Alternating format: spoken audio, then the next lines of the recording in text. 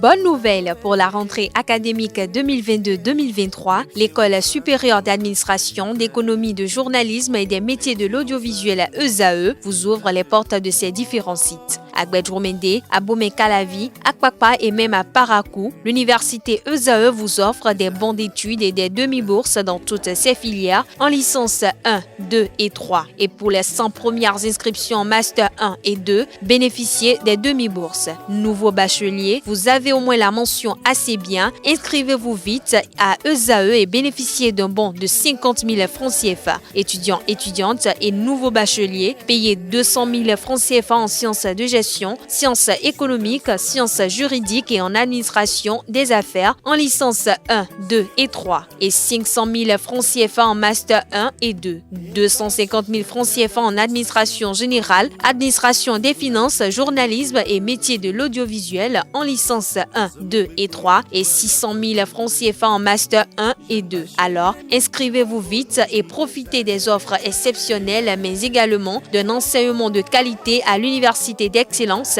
ESAE. Infoline 90 93 65 21 ou le 98 98 14 00. ESAE, l'excellence a un nom. Mesdames et messieurs, bonjour et bienvenue sur Free Sport. Le ministre des Sports, Oswald Omeki, a échangé le samedi 14 janvier 2023 au Palais des Congrès de Cotonou avec les encadreurs des classes sportives des 77 communes du Bénin. Une rencontre de vérité pour l'atteinte des objectifs fixés qui a permis de faire l'état des lieux, d'évoquer les difficultés tout en trouvant des solutions idoines pour la bonne marche de ce programme qui tient à cœur au chef de l'État, Patrice Talon, et à son gouvernement. Occasion saisie par le coordonnateur du programme de promotion et de développement des activités sportives pour rappeler aux encadreurs leur rôle et surtout leur mission à eux assignée. Autre information, la Ligue professionnelle de football suit son cours à la fin de la 15e journée qui s'est déroulée ce week-end. Les têtes de classement se présentent comme suit. Dans la zone A, les Buffles du Borgou sont premiers, suivis de Damissa deuxième, troisième l'AS Takouné et l'US Cavalier quatrième. Dans la zone B, l'Autopopo est premier, suivi de Dynamo d'Abomey, Banigansé FC troisième et Dadje Football Club est quatrième. Dans la zone C, le champion en titre Coton FC est leader, Requin FC est deuxième, l'ASPAC suit à la troisième position, suivi de l'AS Cotonou quatrième. Dans la dernière zone, la zone D, AEMA Football Club confirme sa suprématie, la JAC est deuxième, les Dragons de l'Ouémé sont à la troisième position, suivi de l'ASVO quatrième. Si rien ne change, dans les prochaines journées, ces 4 premiers de chaque zone vont se qualifier pour la Super League professionnelle de football.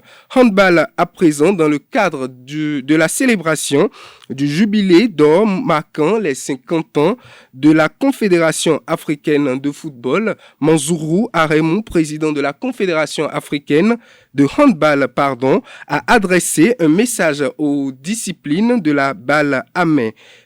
Dans son adresse, il invite les acteurs à avoir une pensée différente au père fondateur. Aussi, les fédérations à savoir saisir les opportunités. Nous devons saisir toutes les opportunités telles que le soutien déterminant de la Fédération internationale de handball, de l'appui apprécié de la Fédération française de handball et également l'accompagnement et la volonté politique de certains de nos dirigeants d'État et le renforcement de la coopération entre les fédérations, a invité Manzourou Aremou. Autre information, mais hors de nos frontières, le Barça a battu hier le Real de Madrid 3-1 lors du premier Classico de 2023 à l'occasion de la finale de la Supercoupe d'Espagne à Riyad en Arabie Saoudite. Gavi à la 33e minute, Lewandowski à la 43e minute et Pedri à la 69e minute ont trouvé la faille pour le FC Barcelone. Karim Benzema à la 93e minute a réduit le score pour le Real de Madrid. Avec cette belle victoire, le Barça de Xavi s'offre le titre de la Supercoupe d'Espagne devant son rival de toujours.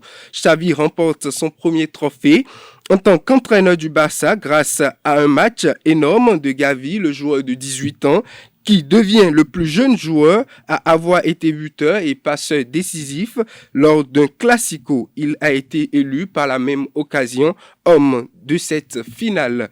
Du côté de la France, pour finir, l'environnement de l'Olympique lyonnais devient de plus en plus invivable pour Karl Toko Ekambi, pour cause les résultats décevants du club lors de ses dernières sorties avec la méforme du joueur camerounais passe très mal dans le rang des supporters.